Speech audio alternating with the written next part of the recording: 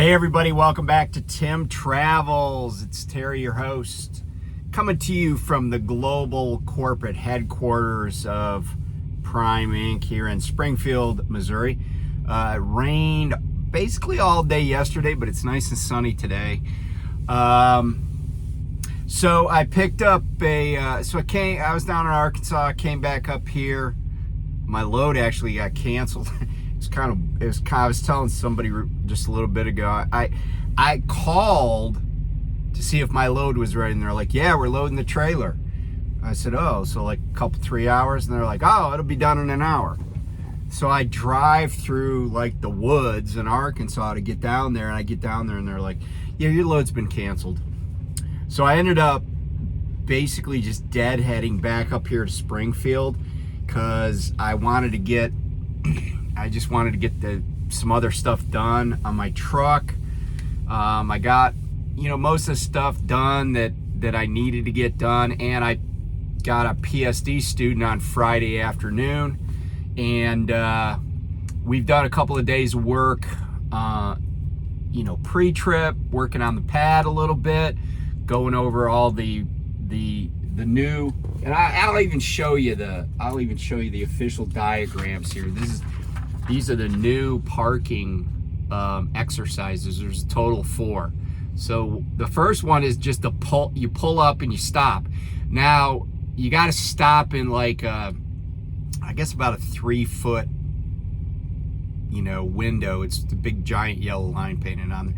Then straight backing, then offset pull through forward.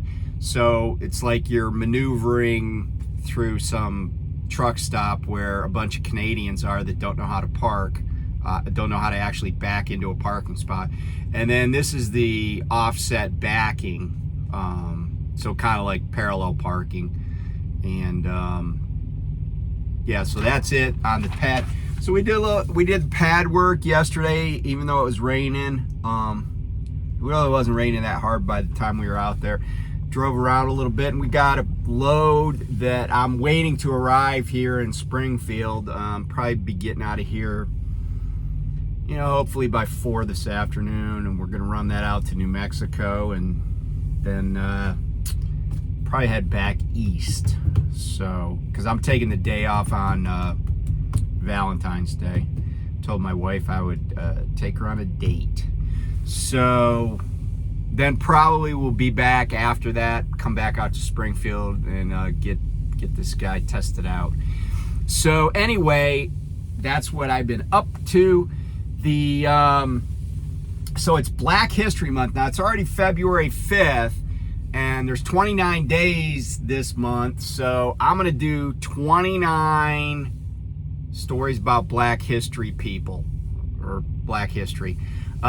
And I have to catch up, so I'm gonna do 2 today, and because I love the Navy, and I'm gonna do 2 Navy guys, one of whom was recognized contemporaneously for his heroics, and the other who wasn't recognized, in my opinion, contemporaneously, except by his shipmates. But he is being recognized in a big way now. And so anyway, so the first person, I'll do the last person I mentioned first. So that guy is a guy named Charles Jackson French.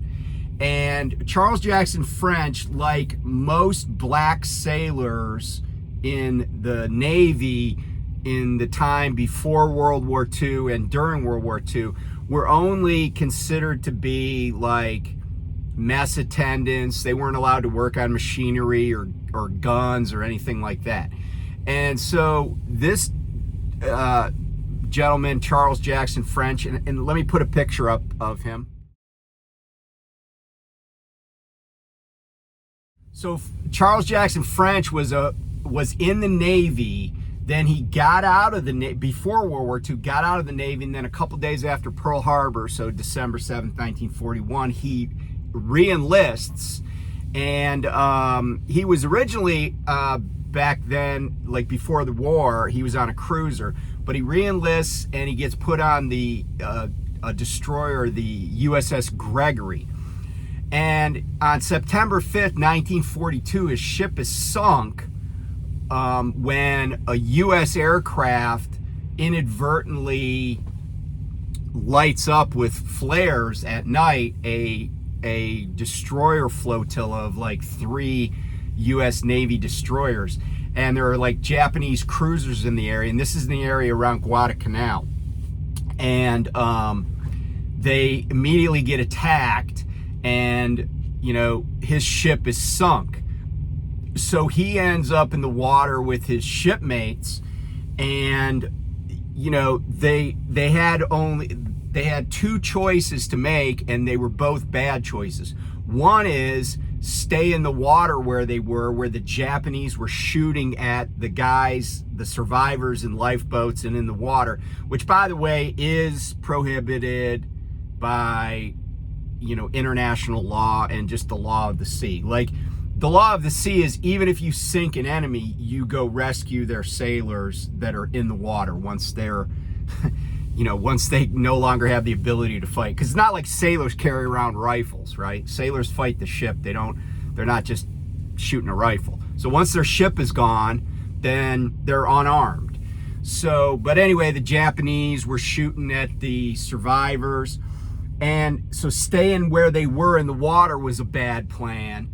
But also trying to get ashore to the nearest island was a bad plan because it was Japanese held. So there are like a dozen guys in a lifeboat, and several of them are you know, have various degrees of wounds and injuries. And so French, as he was known, ties a rope to his waist and jumps in the water, and these are shark infested waters, and he starts swimming for, you know, open water. And he basically told the guys in the life raft, hey, just keep me going in the correct direction. Which, if you know anything about swimming, it's really hard, even in daylight, it's really hard to swim a straight line. And that's why, like in pools, like when there's races, they have the lane markers, because it's really hard to swim in a straight line if you're not constantly looking for like a landmark. And like that's why, like, if people are swimming underwater, like special warfare guys, they have compasses so they can stay on a straight line. So anyway, it's nighttime, but he's like, hey, you know, let's keep the island to our stern, so to speak, and get out and swim farther out into the open water and then just hope for the best. So French swims for hours, and he earns the name the human tugboat. And eventually French and all these guys in this life raft are rescued. And you know, some of the guys in the life raft really didn't even know his whole name, even though he was a first-class petty officer, because he was a messman, right? Like, they didn't associate with him. They just knew he, you know, either cooked food or served food. So there was an ensign whose name was Adrian, and he had been knocked unconscious on the bridge. Somebody got him into this lifeboat. Well, he learned the story. He learned, you know, he eventually came to, he learned how he got rescued. And he went on a campaign to kind of, you know, publicize what French had done. Now, French eventually, in the picture I showed you, was taken in Omaha, Nebraska, where he was from. And he was welcomed back home by cheering crowds and everything. He survives the war. But the only award he got for being, you know, this guy that swims and rescues everybody, is he gets like a letter of commendation from Admiral William Halsey, Bull Halsey. And, you know, but his compatriots thought he should have gotten some significant medal. Now, the CO of his ship got a Silver Star, and there was an article that pointed out that, you know, there's this long-standing tradition that you can't get an award higher than your commanding officer gets. But for a long time, it was, you know, people have been trying to get him recognized. The International Swimming Hall of Fame kept his memory alive, because he died in like 1956. He kind of fell on hard times, but you know, his memory was kept alive by some disparate, but people that had a common idea about this guy.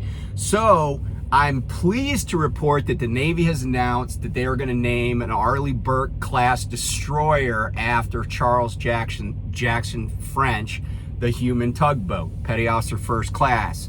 And Secretary of Defense Austin has ordered a review of service, and a lot of medals over the years have been upgraded, or medals have been granted even posthumously to people who are deserving but got passed over for any number of reasons. Because the thing is, when a ship was sunk, it basically, the crew went wherever the crew went. Like, that crew would never be reassembled and go back on another ship together. So a lot of times stuff just got lost, right? Like this Ensign Adrian, he didn't even know French's full name. And so getting the guy recognition was tough. But eventually wrongs get righted, and we're making progress. So this ship is going to be named after him, and literally hundreds of thousands of people in the Navy will say his name over and over and over again for years. It's a big deal to have a ship named after you.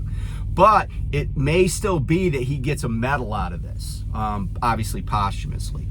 So the other guy I want to talk about, and I've talked about him before, and this is Doris Miller. And here's a picture of Dory Miller.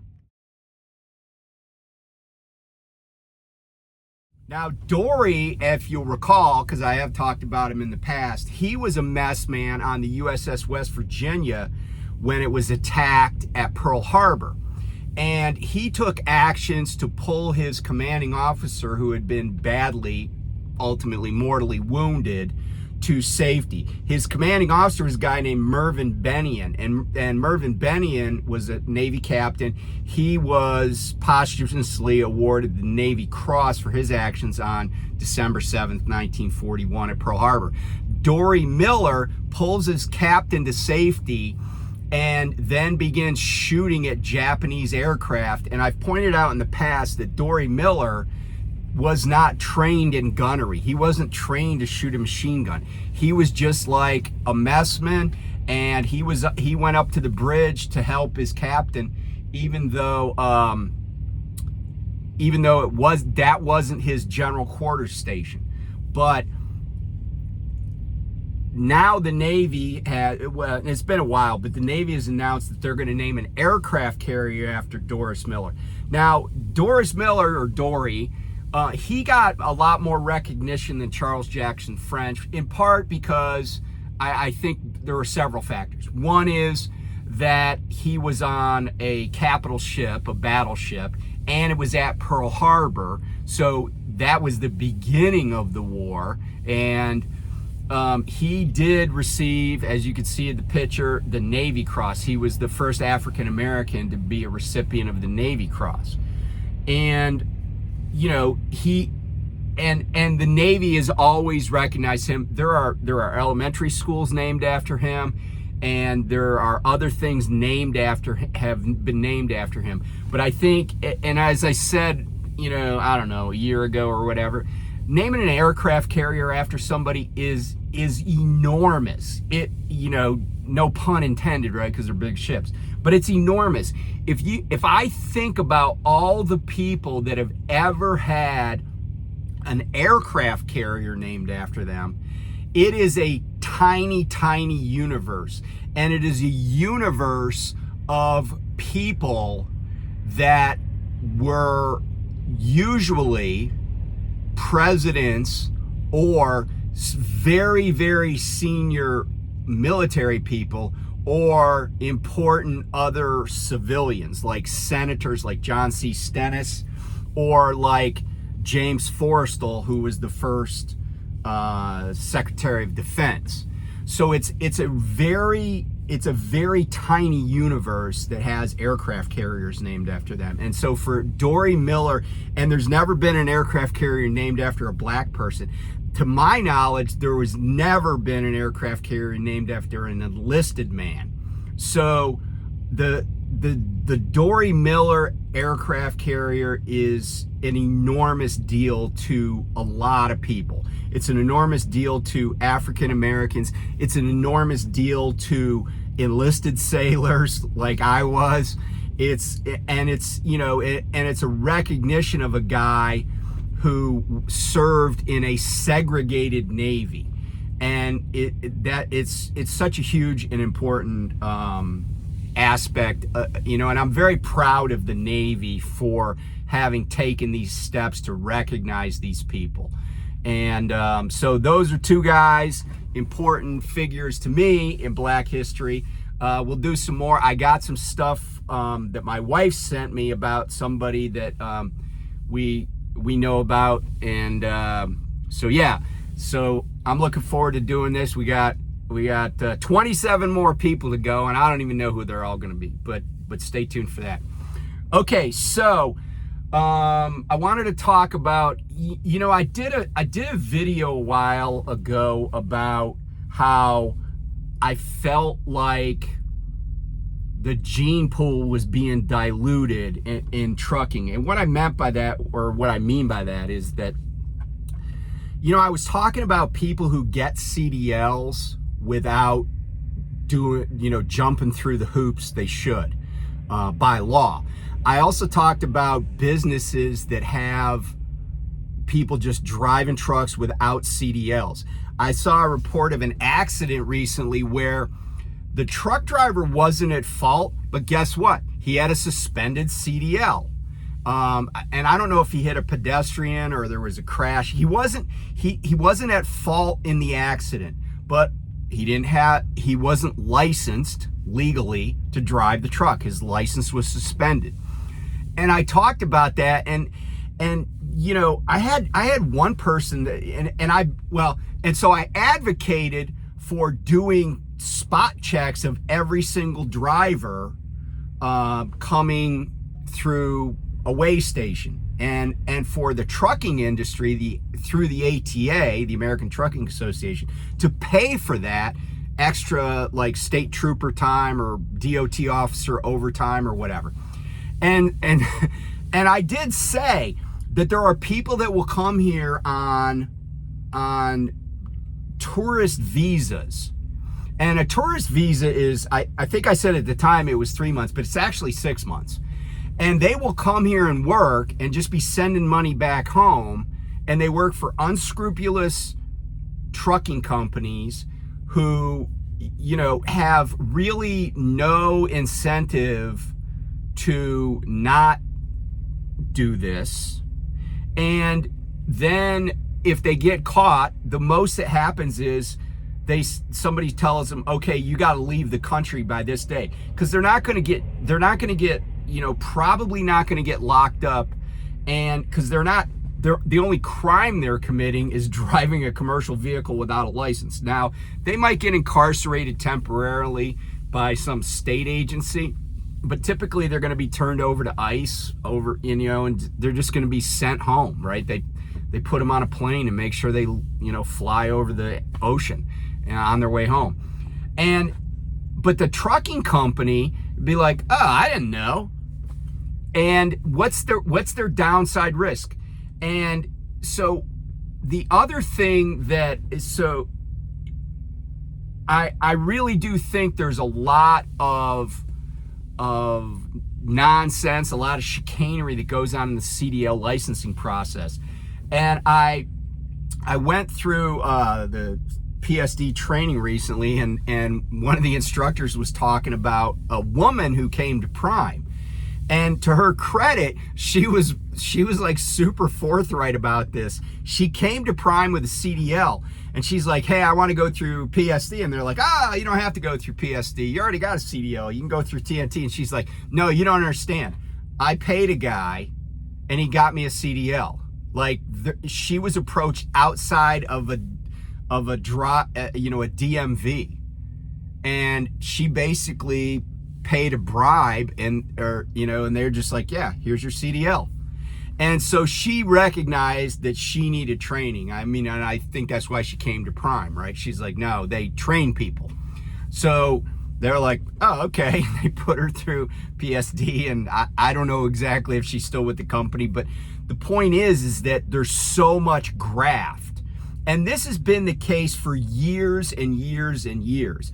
I remember when they had a big investigation in Illinois, and they arrested tons of people and back then I think it was the Secretary of State's office that did commercial motor vehicle licensing.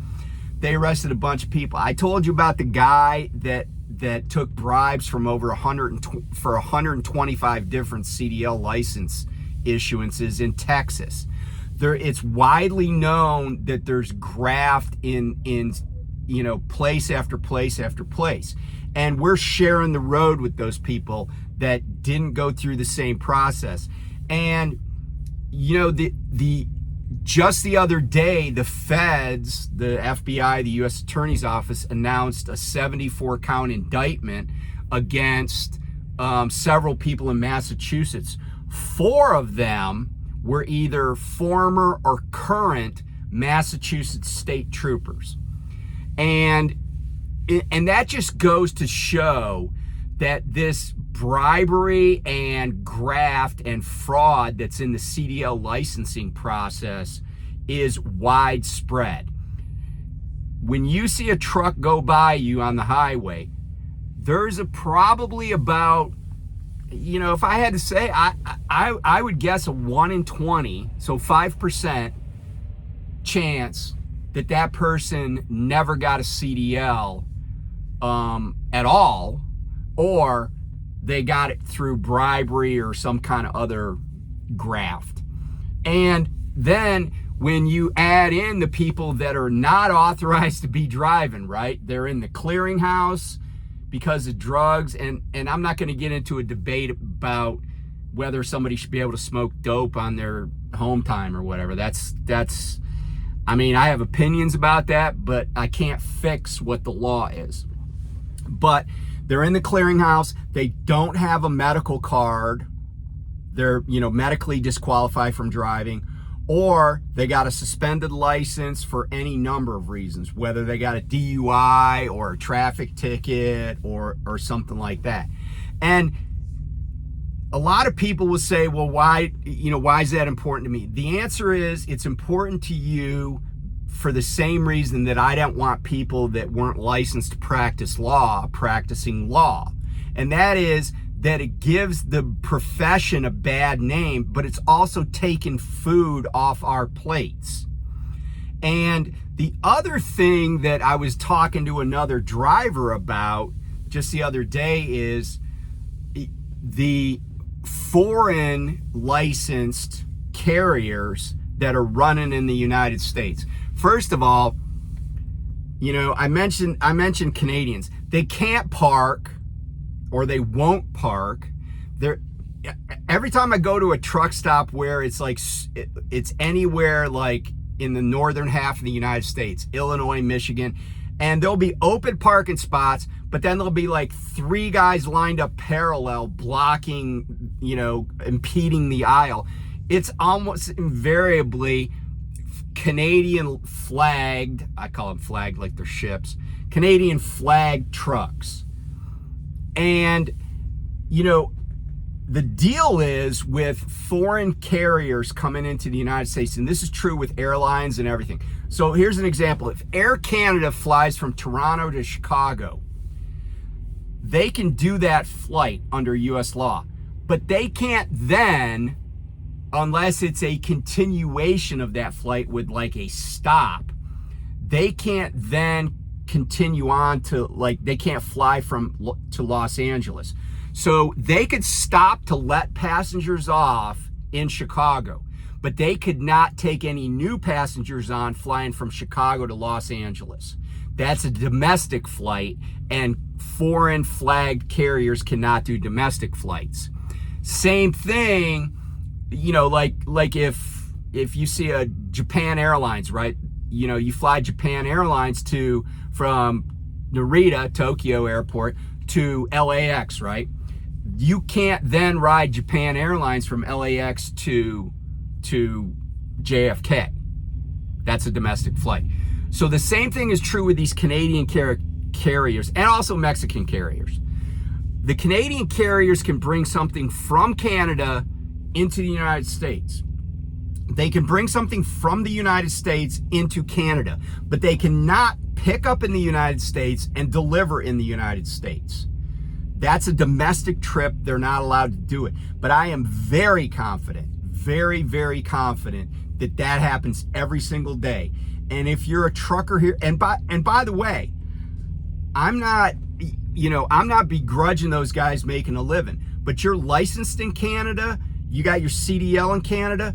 If you want to run domestic, run in Canada. Go around the top of the Great Lakes. Go from Toronto to Winnipeg.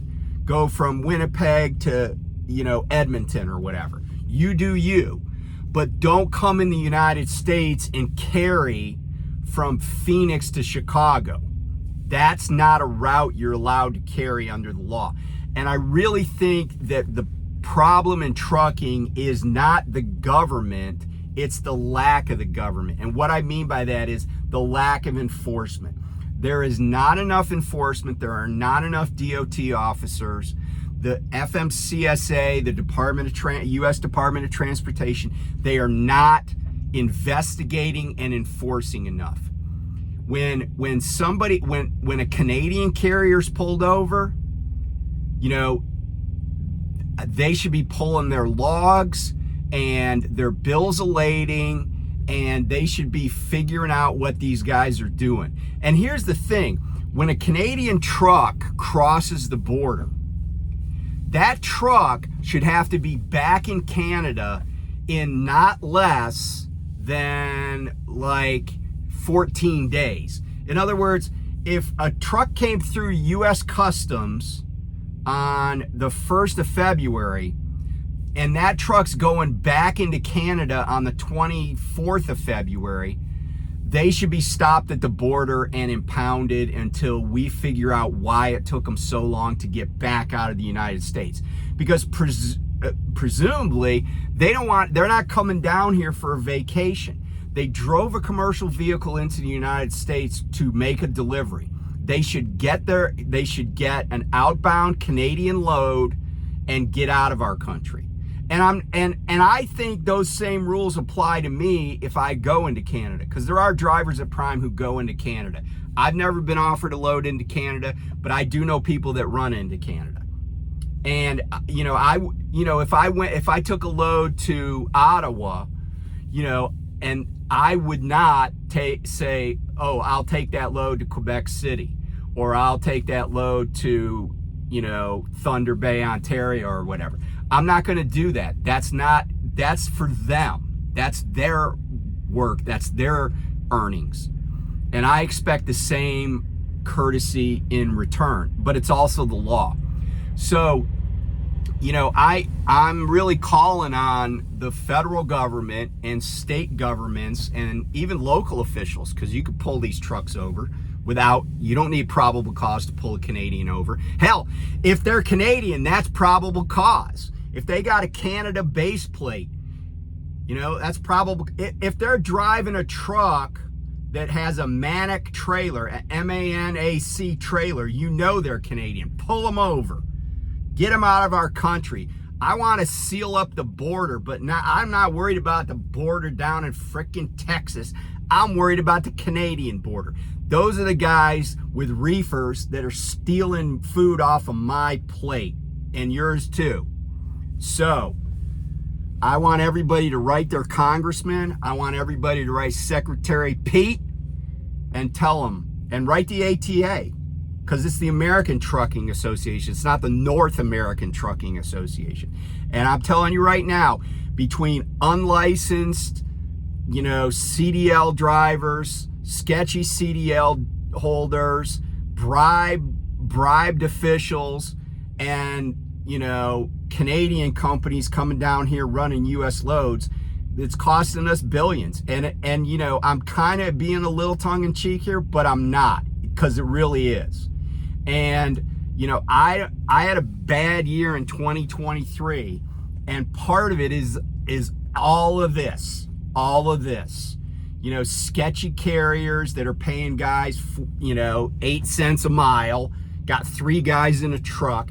Oh, and by the way, I forgot, I kind of got distracted, but so somebody commented the last time I talked about this, and they're like, oh, man, you couldn't have been more racist talking about this and that. And I'm like, so wait a minute. You think that stopping everybody, because I even said, stop everybody, check everybody's license, check everybody's medical card. I was like, so apparently you think DUI checkpoints are racist, right? It's like, they don't know who's going to come in that way station. They don't know who's going to come in that checkpoint. It's not racist. If there's a certain race that's doing something wrong, well, that's not my problem. But checking everybody and catching people is not racist. If I said, oh, only check certain trucks, that look like this. Now, I will say this about the Canadian trucks. As far as I'm concerned, if you got a Canada, base plate, a Canada, license plate on the trailer, yeah, you get stopped. We're stopping every Canadian. Why? Because they're in our country, they're subject to our laws, and we need to protect ourselves economically. And I know that what NAFTA says, but there are still rules in place. If they want, because otherwise, I'll run Canada. I don't give a crap. I'm just as happy to run Canada, run the Alcan Highway, whatever it is, right?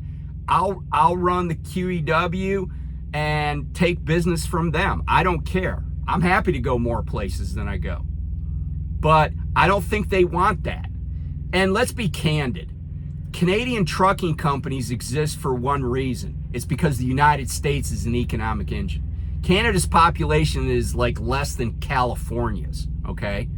And there's just not that much business up there. But yet there are these enormous Canadian trucking companies. Now, some of them own trucking companies here in the States, but I feel like there's not what we would call in the financial services industry a Chinese wall between them.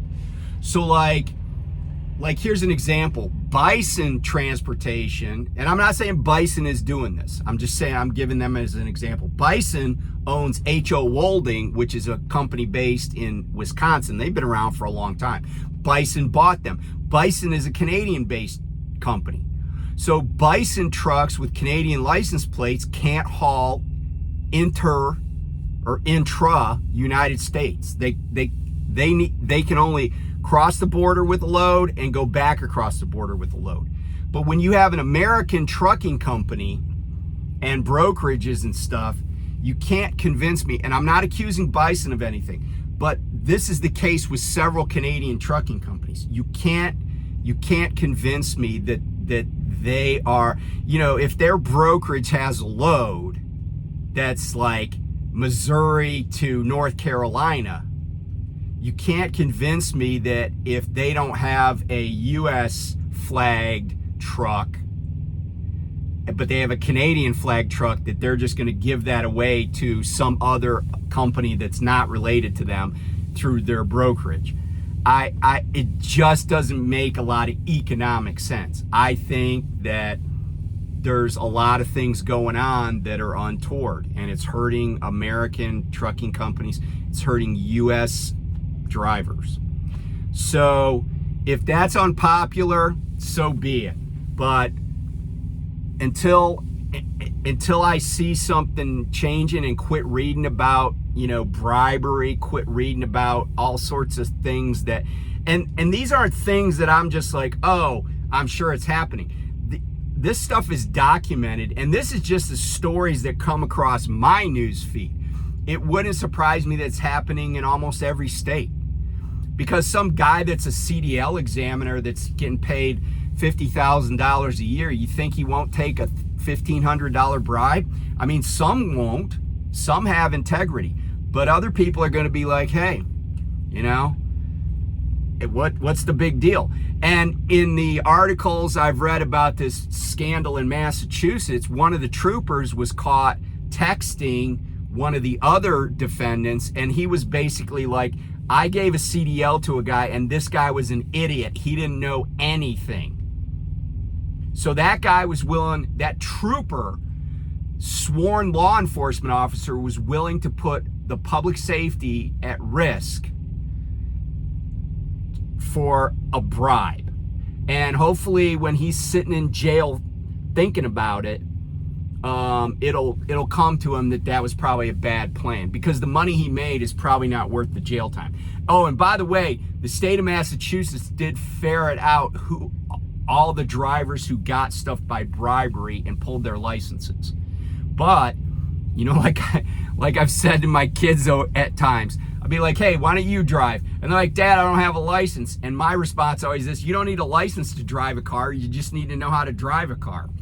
So anyway, love to hear thoughts on that. But I'm totally serious about the need to do something about this. And I think U.S. companies should get on board and U.S. drivers should get on board. OIDA should be talking about this way more than they're worried about speed limiters. And, you know, what else are they worried about? Some electronic logs. So anyway, I'll talk to you guys soon, and be safe out there.